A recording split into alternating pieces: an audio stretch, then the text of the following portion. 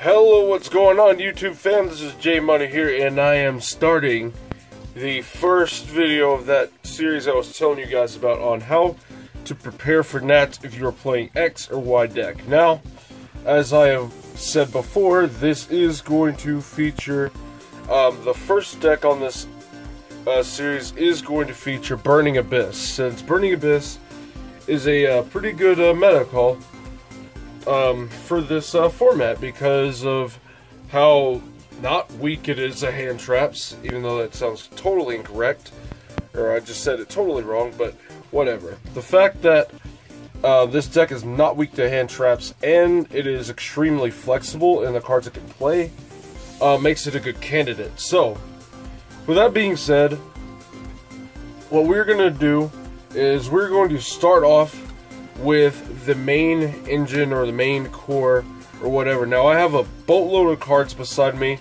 so I'm still thumbing through some of them and all that good stuff, so I can be able to, you know, I got everything that could be useful, and it's a lot, so I'm thumbing through some. So what we're gonna do first is we're gonna have our basics. We're gonna start with the basics for the main deck.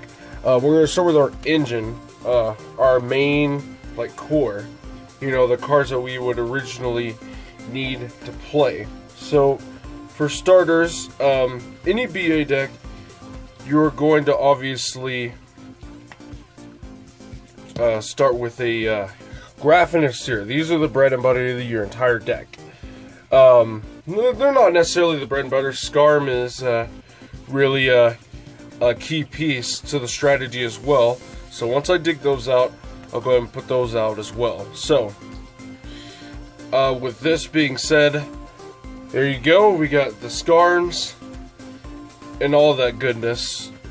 So, aside from that, you need other cards to further support what Scarm, Graph, and Seer has going for it. And, you know, a lot of people do play PKs, and PKs are fine, but it takes up a lot of, you know, main deck slots, and you're not as flexible as you would like to be. So, with this, we're going to go ahead and go over some of these BA cards. So, Farfa is definitely something that I would advocate at least 2 copies. Calcab, I would honestly play it at least 2 because of the decks that are playing back row, and it's not necessarily trap cards, but it can be set quick play spells in the forms of things like Scapegoat, Widow Anchors, and all the good stuff. So it's incredibly important. We got a Libic, 2 Alec. I'm not sure if I want to cut Alec down to 1 and put Libic up to 2, because there have been more situations to where I could use a Libic to put an extra BA on the board amidst of a bunch of other things that aren't BAs. So that might be something that one might want to consider, because negating face-up monster effects is okay and all, but it's only good if you're using it with Beatrice after detaching a Farfa if you need to get rid of something else at the same time. So there's that.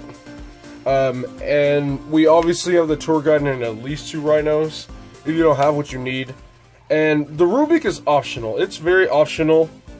You don't have to play it. I choose to play because I'm not playing any BA deck without Virgil, but again, this could be any other thing. This could be a 3rd Rhino, it could be that 2nd Libic, whatever. So that is something that you don't have to play. Now, Barbar is your best friend, and ever since the new time rules, because you'll win almost every time. So anyway, with this being said, how many cards do we have in the main so far? We got 2, 5, 7, 8, 9, 12, 14, 15, 17, 18. So we have 18 just off of the main monster lineup, which is okay. We want to keep track of our deck size at all times. So this is 18. We're going to mark this. Now, after we've established our main core, we want to work on the next best thing when it comes to building a deck, and that is your win conditions.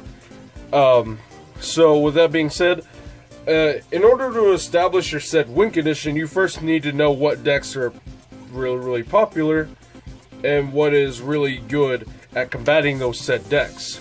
Well, we all know that Tricksters, or Sky Striker Tricksters, or whatever, we all know that deck sets a lot of spells, or sets a lot of cards, and they depend on special summoning monsters and all that good stuff. And they have recently incorporated a new Sky Scourge monster, as I've clearly seen as well. So we'll get to that a little bit later. But for right now, we're going to go ahead and talk about the win conditions of a lot of these top decks. So the win condition of Sky Striker Tricksters is the more aggro paced, this kind of thing.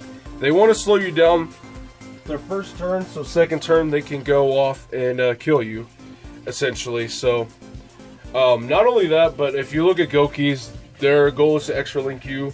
Spirals, their goal is to overpower you as well.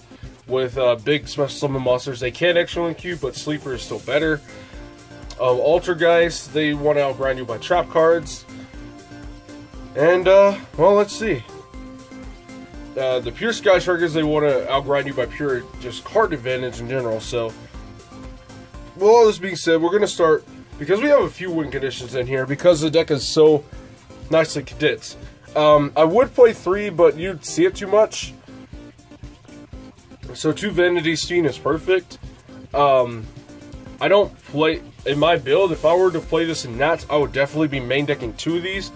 Because even my my subscriber that actually got 4th place at the Los Angeles Regional, he even said, even against all the Sky Striker variants, like, Christia just won so many games because Christia is just that good. Because special summoning is a win condition, so you already robbed most top decks of their win condition right then and there. So that is always a good thing. So we, on top of that, we're going to throw in some anti-spells as well, because Sky Strikers, Tricksters, and the Hybrid rely on their spell cards to rack in that advantage and to slow down the opponent, mind you. Not only that, but Gokis can't really go anywhere if they can't resolve rematch. Resolving rematch is what gets them in the place that they can go. And against decks like Spiral, let's say they don't have Tough, they could use a card like Resort or Reinforcement of the Army or Foolish Burial Goods or something to access the Spiral Tough. And if anti-spell is on the board, if they don't have it in their opening hand, well, that's tough luck. Not only that, but it's if you happen to access both of these, you pretty much win against any deck that's not Altergeist. Now, we do have something for Altergeist, but before that, we're going to throw it in Imperial Order, because against pure Sky Strikers, they can play under anti-spell because they're a grind-based deck anyway. They're going to outgrind you.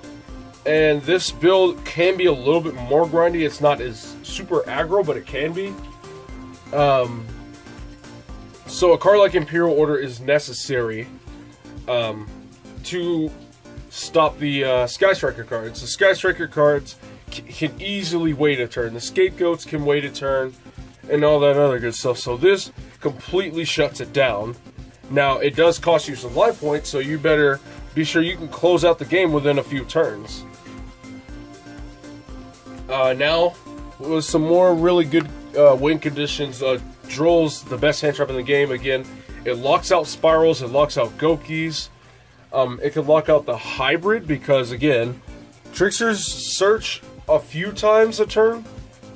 If they can search once, they can search a few times, and the same thing with Sky Strikers. But the Hybrid, they do a ton of searching. You just combine 2 search decks in one, you were good to go. So, aside from that, now we're going to move on to decks like Altergeist or more back row heavy decks. That includes the Sky Striker Trickster matchup because they set a lot of cards. So 3 Twisters and 3 Evenlies are also going to be added into the main deck as well, because we do want to be able to go second as well. And if you can just blow your opponent out with an Evenly, you may not have to worry about all this other stuff right here. So what we got here, this pile over here is already 18 cards. So we got 20, 23, 26, 29, 30, and this is 33. So we're already at 33 cards. However, we don't just want, how should I put it? We don't just want win conditions, and we don't just want we don't just want our engine pieces, because, well, you need some consistency. You need consistent ways to access your win condition and get to where you need to go on a consistent basis. So what we're going to do is we're going to throw in some consistency cards.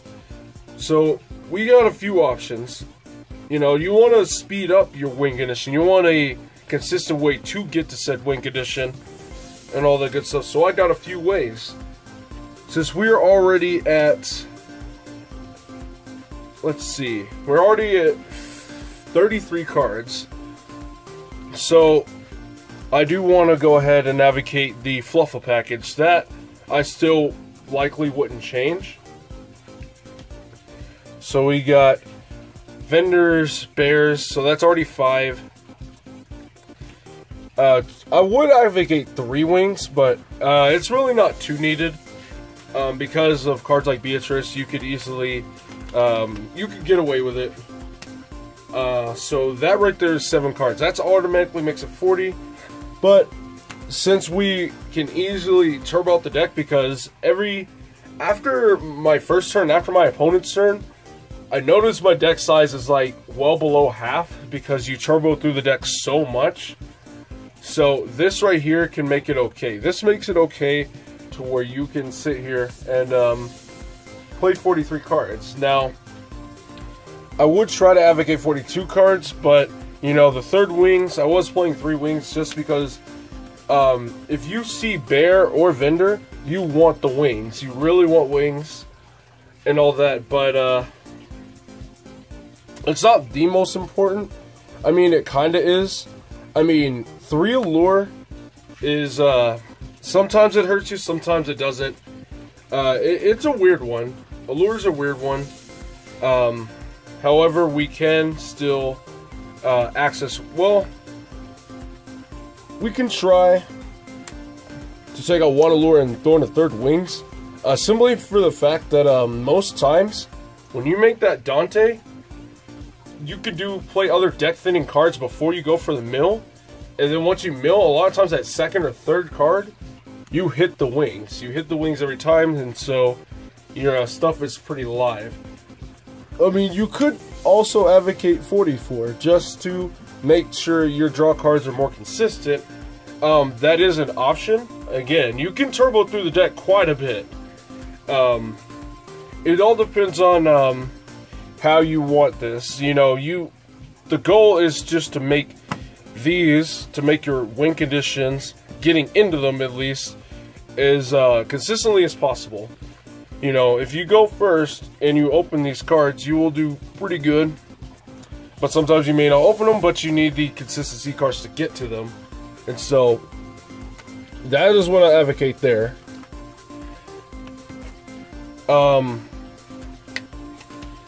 Now, we're going to talk about side deck, because extra deck is very, very flexible and all the good stuff.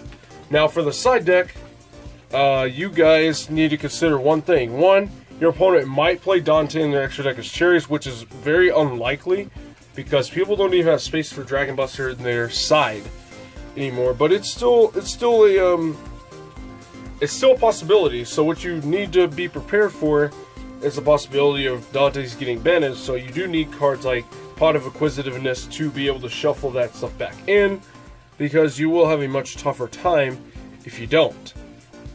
So what we're going to do is, when it comes to the side deck, what do we need? Well, we need 2 things. We need to either be able to further reinforce our ability to play against other decks when we're going second, and we also need to be able to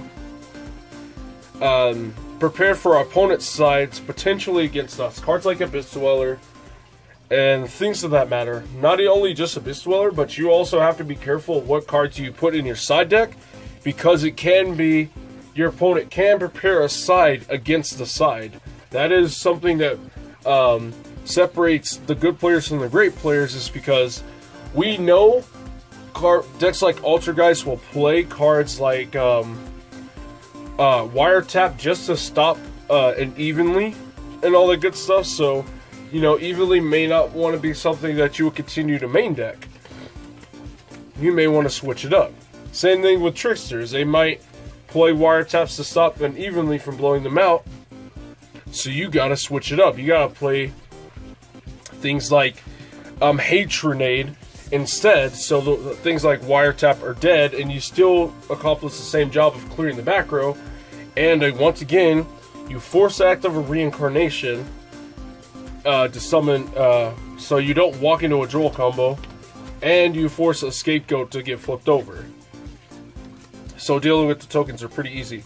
But if you're playing a deck like Burning Abyss, and you're not going against a deck like Sky Striker Tricksters, well, you may want to actually, you know, play a little bit more stun power. That's quite effective. So with that being said, a Dino Engine is what you want. You know, you can side this against monster heavy decks like Spiral, Gokis, things like this. You know, the Fluffle Dino BA build that I was talking to you guys about, and that I did a deck profile over a few weeks ago, showed this. I actually had a live duel against this, and this is incredibly powerful. But against a deck like Trickster Sky Striker, it's not that effective against. And it is, in fact, the best deck. But you don't want to count out all the other matchups you could potentially run into. So this right here, this is what you want. Next, I have to, you might want to remove these to the side deck, but I almost want to just main deck this again, really, because Dark Law literally wins against every deck. It wins against any Sky Striker shit, because they can't put more than 3 spells in the grave, because, well, it banishes them. Gokis can't play because Gokis trigger their effects when they hit the grave. Spirals definitely do not want to play under this. They want to get tough as soon as possible. Same thing with Altergeist. Altergeist, contrary to belief, they kind of need their graveyard too when it comes to things like Manifestation and things like Hexia going to grave, the Curing going to grave, because their effects trigger when they're in their graveyard. So, yeah, they kind of need their graveyard as well. Against pure Sky Strikers, it's not as good, even though it's technically really good. Because it stops the spells, they can still search Afterburner and rid this card off the board. So that is something to also consider. Not only that, but again, keep in mind that your opponent can also side deck Called by the Graves and stuff and banish your 1 copy of Seer. And if you're not playing a card like Levier in your extra deck to get that thing right back, you will fall behind very quickly, very, very, very quickly. You know, playing a card like Breaksword, it's standard. It's, you know, it's a no-brainer, but some people might not have this in their BA, some might not need it, but in this format, you kind of need it. Also, have 2 of these in your side as well, Nightmare Sharks, because time. Again, BA is a really good deck to play when it comes to going into time. Going into time, if you have a Beatrice on board, you're almost guaranteed to win the game. Hands down, unless your opponent has a Firecracker in hand, then, well, that kind of sucks. But anyway, so, if you can find space for this in the main, in fact, you know what? That card is so, like, Dark Law is just so good. You know what, let me find space for it real quick. Hold on. I want these. Yeah. But this is a more we're going first card, so we're going to reserve this for the side deck, actually. Okay, so these are now in the main. Alright, we're in there, boys. We got our Wink editions, and we still have the Fluffle stuff and the Allures, so, you know, we're more likely to get into it. So that's good. Alright, so now these are sideboarded. So now we got 3, 5, 7, 9, 10, 11. So we got 4 more spaces to go. So you can do one of two things. You can either play, 3 things actually. You can either play a kaiju package. I would play these in specific because Gamma Seal and Kumongus are 2400, so Dante can get over it if it mills 3. And Radium because it's a dart target for a lure. You can either do this, you can either play 3 Cybers and a Mega Fleet to out Gokis, and Spirals if boards like that are kind of your biggest problem. Or you can do, let's see, oh yeah, Sphere Modes, because that can play Sphere Mode. Because you don't need to really necessarily normal summon. You can just Sphere Mode your opponent and reveal some BAs, special summon your way into a Dante, and you could still do fine. So whatever you feel like doing, that is something that, hey, well, it's your pick. You got 4 more spaces left. You want to be able to out big boards. Back row boards, again, in the main board, you already have the answers. You got, what was it, Twisters, and you have Evenlies. So let me know what you guys think about this first preparation for Nats. Let me know in the comments below. Let me know if I miss anything, what you guys would end up doing. I want to hear it. So thank you guys very much for watching. This is J Money, and I am signing out.